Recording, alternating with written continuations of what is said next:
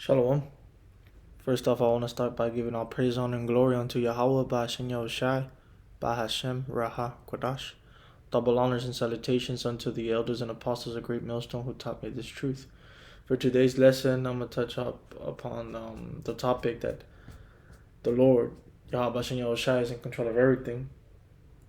Last week, I think it was, we saw what happened to Venezuela, the disasters, the natural disaster of the earthquake. You know how many people were destroyed, and that's what inspired me to do this video. You know, at the end of the day, we have to understand, we have to agree with each other that the Lord, the power of heavens, is indeed in control of everything. You know, the Lord has the power over nations. He has power over the elements, passing judgments through natural disasters. He has power over famines, wars, and pestilence. He has the power over men.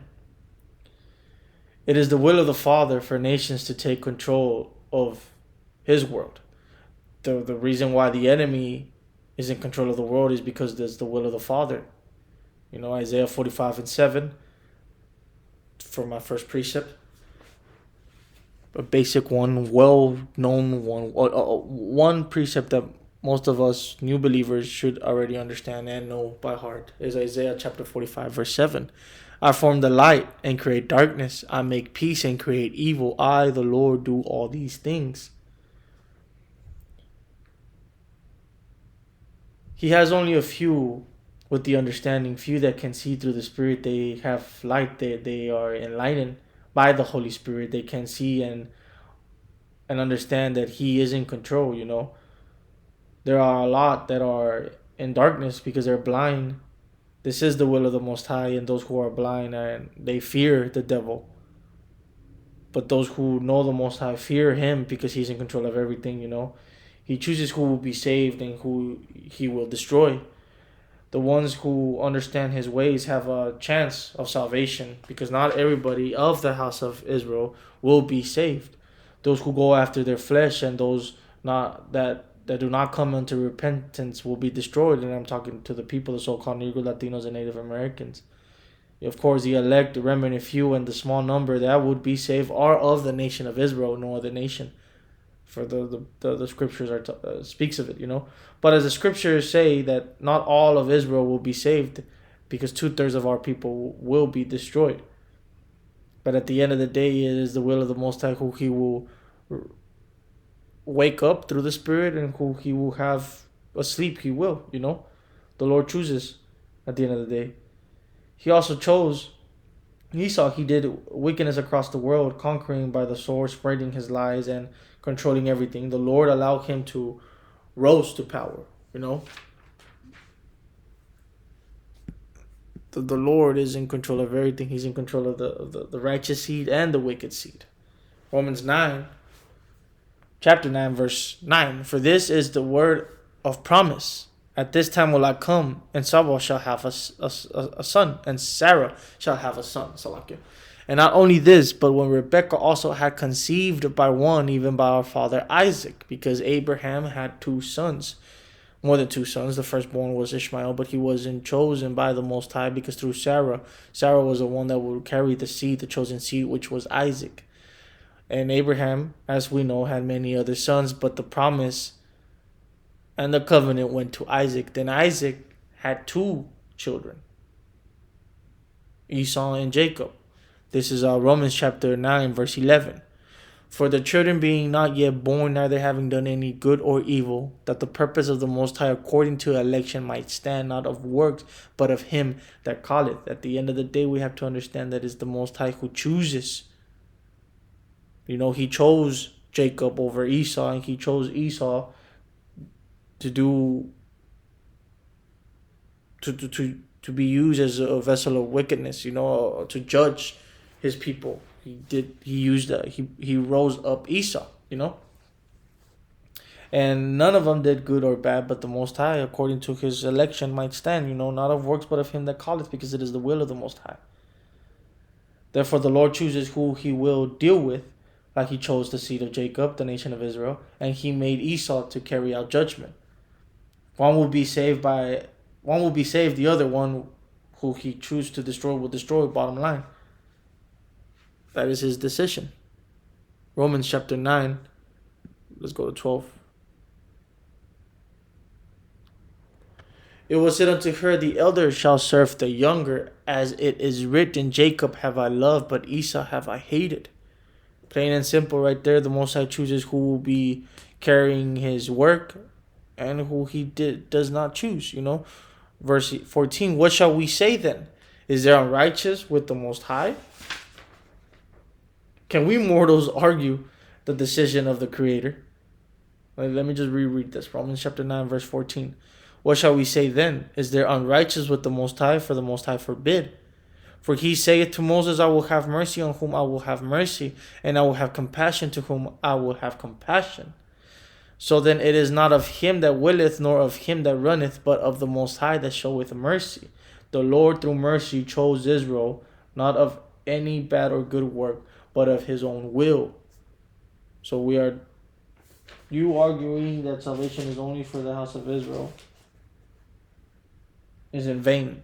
It is meaningless to do so. You're telling the Most High why the so-called white man is evil and why you made him thus, but who are you to question Yahweh Bashan Yahushai and his will? The Lord controls even the kings and the kingdoms who can argue with him with the kingdoms he sets up. We are seeing that we saw how the Most High is in control of the what's it called? Of the seasons. That's how he destroyed Venezuela. What's going on? Well, he's also in control of kingdoms and kings. He's in the midst of men and the decisions. Don't get it twisted. The Most High is in control of every aspect of everything of our lives, of what we do. He's in control of it all. The famines, the pestilence. So this is Daniel chapter 2, verse 21. And he changeth the times and the seasons. He removeth kings and setteth up kings. He giveth wisdom unto the wise and knowledge to them that know understanding. Controlling the season, controlling the times, controlling the powers and the rulerships, controlling the spiritual and physical world, controlling who can see and whose hearts has he hardened for them not to see and be in darkness. All this does the Most High Yahweh Bashan Yahushai do. He has power over all of these things, Plain and simple. Let's go back to Romans chapter 9, verse 17. For the scripture saith unto Pharaoh, even for this same purpose have I raised thee up, that might show my power in thee, and that my name might be declared throughout all the earth.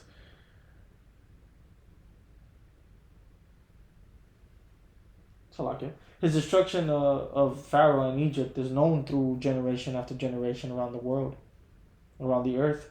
He hardened Pharaoh's heart every time he allowed them to go. But in doing so, we saw the Lord's power through the curses he gave the Egyptians. And knowing these things, we understand that the Most High did the same thing with Babylon the Great. He rose it up, and Babylon went on sinning across, and its sins rose up to the Most High, and it is time for that kingdom to come to an end. The Most High gave it the power, and the Most High will be the same one to take that power away from it. He did it with the Egyptians, and he too will do it again with Babylon the Great, the land of the north, So let's go to Exodus chapter 9, verse 12. And the Lord hardened the heart of Pharaoh, and he hearkened not unto them, as the Lord has spoken unto Moses. And the Lord said unto Moses, Rise up early in the morning, and stand before Pharaoh, and say unto him, Thus saith the Lord power of the Hebrews, Let my people go, that they may serve me. For I will at this time send all my plagues upon thine heart, and upon thy servants, and upon thy people, that thou mayest know that there is none like me in all the earth. For now I will stretch out my hand, that I may smite thee and thy people with pestilence, and thou shalt be cut off from the earth. And in very deed, for this cause have I raised thee up, for to show in thee my power, and that my name may be declared throughout all the earth. As yet exalted thou thyself against my people, that thou wilt not let them go. So yes, so as the Most High plainly said it right here, in Exodus, the 9th chapter, that the whole purpose of of Pharaoh's existence is that the Most High is going to show its power through the downfall of Pharaoh. And around the world at that time, people knew the Egyptians and the power that they have, but all they've been saying since that day forward is how the Most High of the Hebrews, the power of Israel, destroyed Egypt from off the face of the earth. He brought down one of the most powerful worlds of the place down to what it was, which is nothing. The Most High did that. He exalted himself through that. That's why he hardened the heart of Pharaoh, because the Most High could destroy the Pharaoh in one day. He could have done it. The Lord hardened Pharaoh's heart. The Lord could have destroyed him in a day if he wanted to, but spared him, hardened his heart, raised him against the Lord, and destroyed him, show forth his power. The Most High is cold, So let me continue. Romans chapter 9, verse, I'm going to start at 19.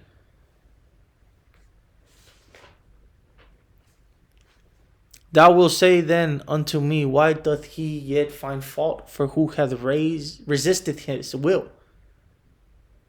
Verse 20. Nay, but O man, who art thou to repliest against the Most High? Shall the thing formed say to him that formed it, why hast thou made me thus? A lot of people could argue with us saying, well, if this man was meant to do good, good for him, but what about this man? He was meant to do wicked. Isn't he doing what the Most High ordained him to do? Who are we to argue, to speak against the Most High? Who are we to say the thing that formed us, why has he made us thus? Plain and simple to understand these things. We are no one to speak or argue with the will of the Father. He is the creator. He does as he pleases, plain and simple. Now let's continue. Verse 19 to 22. This is Romans chapter 9, verse 21. Hath not the potter, let me restart at 19. Thou wilt say then unto me, why doth he yet find fault? For who hath resisted his will?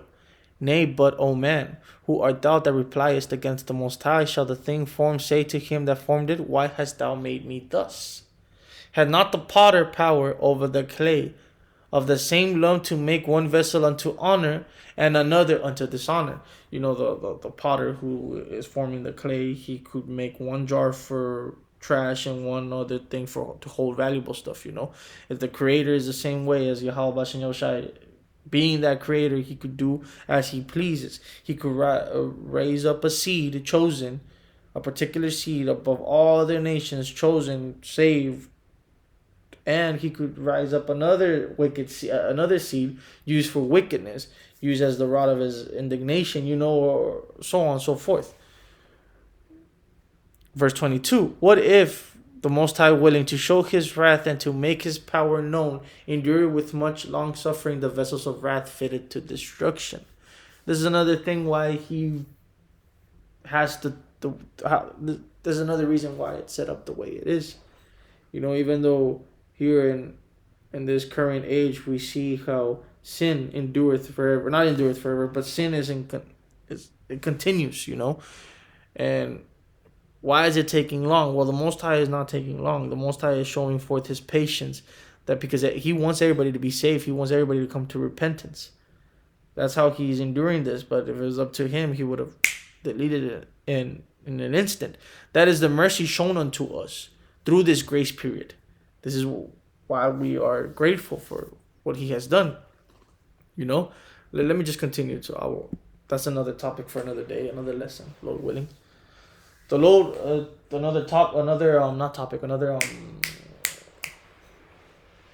proof more that the Most High is in control of everything, how he was in control of the Assyrians. The Lord rose up the Assyrians and through them punished his people. This is Isaiah chapter 11, verse 5. Let me start there in chapter 11, verse 5. And righteousness shall be the girdle of his loins, and faithfulness the girdle of his reins.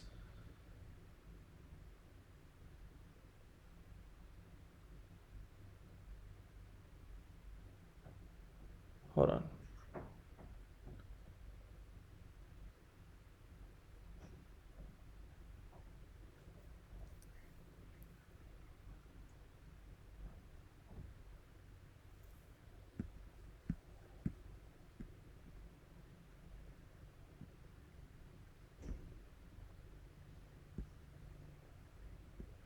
Give me 1 second, Salakia. This doesn't add up.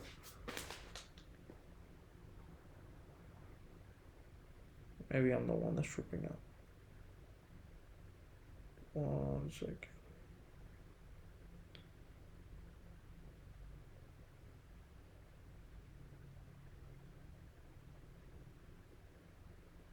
It's actually Isaiah 10.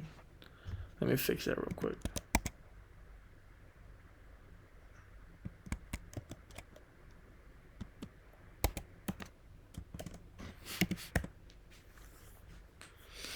There we go. That's the one. This is Isaiah chapter 10, verse 5. O Assyria, the rod of mine anger, and the staff in their hand is mine indignation. I will send him against an hypocritical nation, which is the nation of Israel at that time, and against the people of my wrath, for he was mad at us because we broke the covenant. We went against his law. Isaiah chapter 10, verse 6. I will send him against an hypocritical nation, and against the people of my wrath will I give him a charge, to take the spoil and to take the prey, and to tread them down like the mire of the streets. Howbeit he meaneth not so, neither does his heart think so, but it is in his heart to destroy and cut off nation, not a few. So yes, the king of Assyria didn't even... Let me just read it how I read it, and then I'll see. Isaiah chapter 10, verse 5. What sorrow awaits Assyria, the rod of mine anger? I use it as a club to express my anger. I am sending Assyria against the godless nation, against the people with whom I am angry. Assyria will plunder them, trampling them like dirt beneath its feet. But the king of Assyria will not understand that he is my tool. His mind does not work that way. His plan is simple: to destroy, to cut down nation after nation. He will say, each of my prince will soon be a king. We destroyed Kalno just as we did Karchemish. Hamath fell before us as Arpad did, and we destroyed Samaria just as we did Damascus. Yes, we have finished off many a kingdom whose gods were greater than those in Jerusalem and Samaria. So we will defeat Jerusalem and her gods just as we destroyed Samaria with hers. After the Lord has used the king of Assyria to accomplish his purpose on Mount Zion and in Jerusalem, he will turn against the king of Assyria and punish him, for he is proud and arrogant. So yes, the Most High here explained how he rose up Assyria, and he is the rod of his anger. He rose them up just to fulfill his purpose of punishing his chosen people because they went against him, and he did so. But the king of Assyria did not understand that he was in control of the Most High, as do other powers here. And not only powers, but as do people. And the people, they speak ignorantly, saying, for example, oh, tomorrow we're going to do this because I have plans of this and this and this. But what about your plans? Lord willing, you go to do this is the way you have to talk. But people speak like that, And just like the king of Assyria, he has the power given to him, not knowing that it comes from the Most High. Then he says that his princes will be kings, not knowing that it is up to the Most High if it will be done, Then he says how he destroys people after people. So, let's read what happens in chapter 12, in the verse 12, As he speaks arrogantly and proudly, the Most High, is time for the Most High to destroy him. Isaiah chapter 10, verse 12. After the Lord has used the king of Assyria, after the Assyrian kingdom has fulfilled its purpose. Because at the end of the day, everything is for the purpose and the will of Yahweh Bashin Yahushua. Isaiah chapter 10, verse 12. After the Lord has used the king of Assyria to accomplish his purpose on Mount Zion and in Jerusalem, he will turn against the king of Assyria and punish him, for he is proud and arrogant. And this is what's going to happen to the whore, to America, aka Babylon the Great, through the arrogance and prideness that they sit in the temple of the Most High, calling themselves the Most High. They're going to be destroyed because they are not the Most High, which Yahweh and Yahushua gave him the power. And he's the same one that's going to take off that power off of them as he did to Assyria.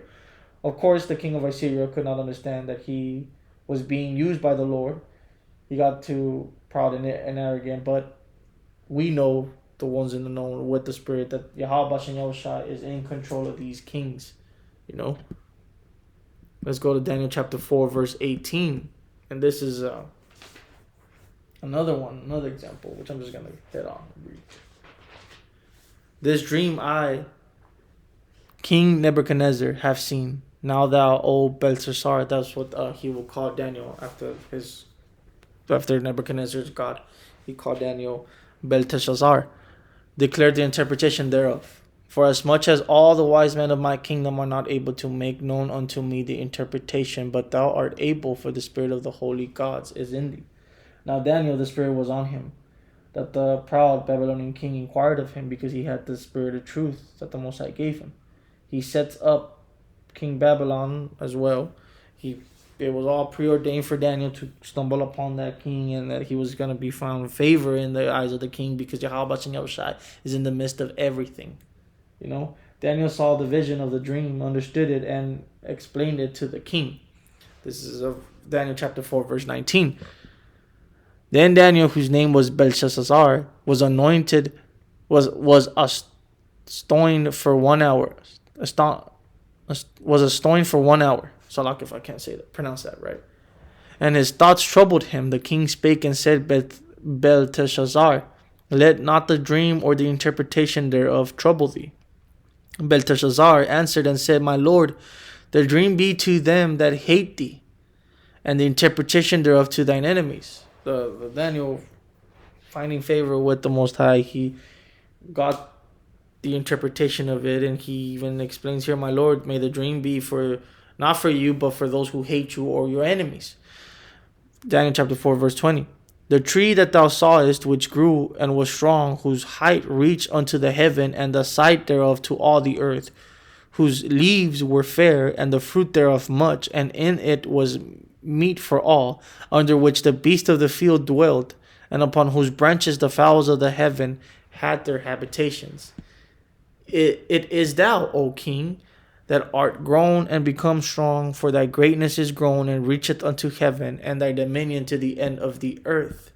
And this is not the only dominion that was raised by the Most High, and that has reached to a height, that in that moment of height, it came down by the Most High. The last kingdom that's going to experience it, and it is experiencing it, is America, Babylon the Great. You know, its height is up there. Once you go up there, you can't go above the firmament and be as God. There's a limit, and the only way is down. And that's what's going to happen to this heathen rulership. So let me just continue. Daniel chapter 4, verse 22. It is thou, O king, that art grown and become strong, for thy greatness is grown and reacheth unto heaven, and thy dominion to the end of the earth. Verse 23, and whereas the king saw a watcher and a holy one coming down from heaven, and saying, Hew the tree down, cut it down, and destroy it, yet leave the stump of the roots thereof in the earth, even with a band of iron and brass, and the tender grass of the field, and let it be wet with the dew of heaven, and let his portion be with the beast of the field, till 7 times pass over him. Let's continue. Verse 24, this is the interpretation, O king, and this is the decree of the Most High, which has come upon my lord, the king. The Most High, being in control of everything, rose up a king, gave him an interpretation. None of his wizards or warlocks could interpret, so he brings Daniel, which the Most High also ordained for him to be there. It so happened coincidentally. No, it's not a coincidence. Everything that goes on in this life, in this world, is done by the will of the Most High. Even us, or some of us that's going to be in prison, it's going to be the will of the Most High. You know, it's plain and simple. So right here, the interpretation for the king, you know, and the prophet, the messenger of the Lord, is speaking through him.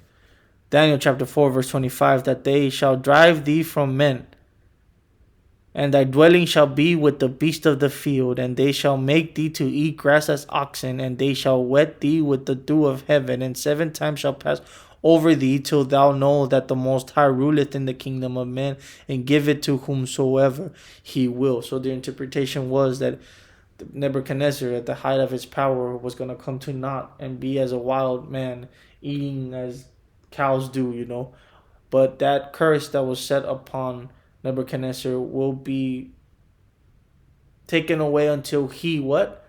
Till thou know that the Most High ruleth in the kingdom of men and giveth it to whosoever he will. This is a good example for me to explain that we tell those who are high and proud to humble themselves before the Most High does, as he did to the king Nebuchadnezzar. At the height of his power, the palaces, everything that he had under control, the everything, the cattle, the land, he was brought to nothing by the will of the Most High. Daniel chapter 4 verse 26. And whereas they commanded to leave the stump of the tree roots, thy kingdom shall be sure unto thee after that thou shalt have known that the heavens do rule. He allowed, Most High, allowing the king Nebuchadnezzar to be at the peak of his power, just for him to humble his ass down, and just for him to admit that, the Most High is in rule of everything. That's how that's how men should be living their lives that was given by the Most High, is to acknowledge and understand that the powers of heavens is the ultimate power, and to telling us what it is. You know what I'm trying to say? This is Daniel chapter 4 verse 25, that they shall drive thee from men. Let me just reread it again. That they shall drive thee from men, and thy dwelling shall be with the beasts of the field. And they shall make thee to eat grass as oxen, and they shall wet thee with the dew of heaven, and 7 times shall pass over thee, till thou know that the Most High ruleth in the kingdom of men, and giveth it to whomsoever he will. Verse 26. And whereas they commanded to leave the stump of the tree roots, the kingdom shall be sure unto thee. After that thou shalt have known that the heavens do rule. Verse 27. Wherefore, O king, let my counsel be acceptable unto thee, and break off thy sins by righteousness, and thine iniquities by showing mercy to the poor, if it may be a lengthening of thy tranquility. Now we give warnings to those in higher positions. For now, off topic. It is important to consider yourself that what the Most High has given you is for the well of other people. I tell my wife, as I always tell her, your dad should be humble, which he is, but I'm not saying it because he's not, but for the sake of edification. I tell them your dad is really, really blessed that he has a company that he owns of ambulances and so on and so forth. But the Lord allows him to have these things because it helps his other people. It is not of man to wake up one day and say, what, I did all these things. It is because of me that I am where I'm at. Because the Most High is going to hear those things, and he's going to humble you in a second. Let me continue. Let me continue real quick. In Daniel chapter 4 verse 28. All this came upon the king Nebuchadnezzar. At the end of 12 months, he walked in the palace of the kingdom of Babylon. The king spake and said, Is not this great Babylon that I have built for the house of the kingdom by the might of my power and for the honor of my majesty? While the word was in the king's mouth, there fell a voice from heaven saying, O King Nebuchadnezzar, to thee it is spoken, the kingdom is departed from thee. The Most High, in the middle of it all, he spoke to Nebuchadnezzar. The time is up for the kingdom. And they, verse 32, and they shall drive thee from men, and thy dwelling shall be with the beasts of the field. They shall make thee to eat grass as oxen, and 7 times shall pass over thee, until thou know that the Most High ruleth in the kingdom of men, and giveth it to whomsoever he will. And the vision, it's right here, explaining in the latter verses that it came to pass. Daniel chapter 4 verse 33. The same hour was the thing fulfilled upon Nebuchadnezzar, and he was driven from men, and did eat grass as oxen, and his body was wet with the dew of heaven, till his hairs were grown like eagle's feathers, and his nails like birds' claws. Verse 34. And at the end of the days, I, Nebuchadnezzar, lifted up mine eyes unto heaven, and mine understanding returned unto me, and I blessed the Most High. And I praised and honored him that liveth forever, whose dominion is an everlasting dominion, and his kingdom is from generation to generation.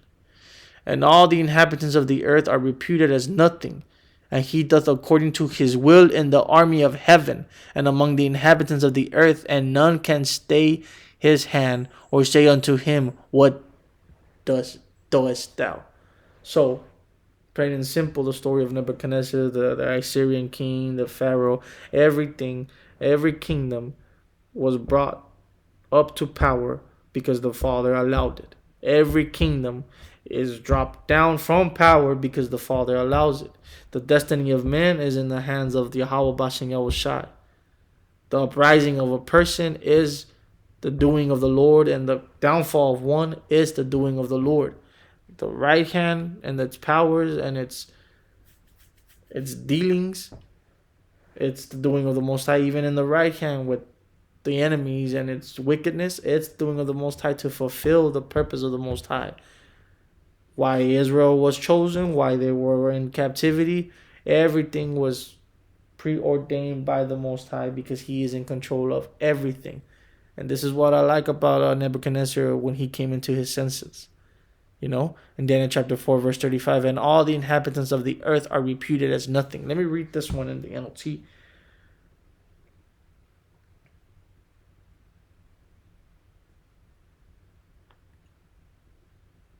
Give me one moment. Chapter 4, verse 35. All the people of the earth are nothing compared to him. He does as he pleases among the angels of heaven and among the people of the earth. No one can stop him or say to him, What do you mean by doing these things? Plain and simple right there. So we can see and understand that the Lord is in control of everything, even the devil, demons, and the spirit Satan. So we, who are not ignorant and are known of the Most High, fear Yahweh Bashem Yahushai, and we do not fear something that He controls, you know. Let's go to Proverbs chapter 21, verse 1. The king's heart is in the hand of the Lord. As the rivers of water, He turneth it whithersoever He will. Just as Donald Trump, everybody in this earth is at the hands of Yahweh Bashem Yahushai. Verse 2. Every way of a man is right in his own eyes, but the Lord pondereth the hearts. To do justice and judgment is more acceptable to the Lord than sacrifice. Oh, wait. For this one, from Proverbs chapter 21, verse 1, was the only verse that I was going to bring up.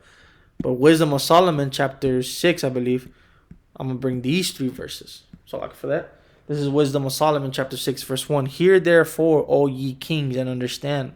Learn ye that be judges of the ends of the earth.